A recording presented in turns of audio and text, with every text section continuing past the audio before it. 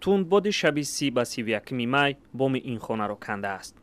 از شمال سخت منزل و باغی ساکنان دهه کدوچی ناحیه وسه و همچنین چند از انشاءات‌های دولتی آسیب دیده‌اند.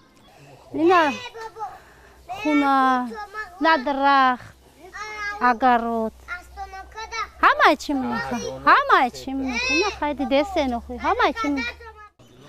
امیرجان امیروف 58 سال دارد ولی باری اول شاهد تندبادی سخت شده است. رنگین همین شمالایی که داره تلویزیون‌های اروپا می‌بینی که گردباد طوفان الان خیلی شدید میشه بانو میخواد شب برو دیدیم آخه یک حادثه بود.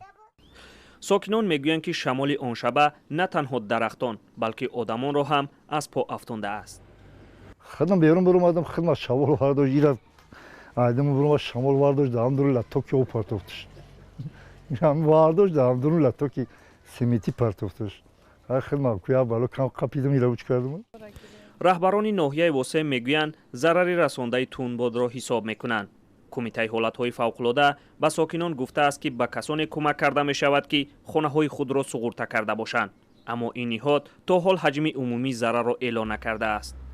محمود جان رحمتزاده، رادیو آزادی، ناحیه وسه.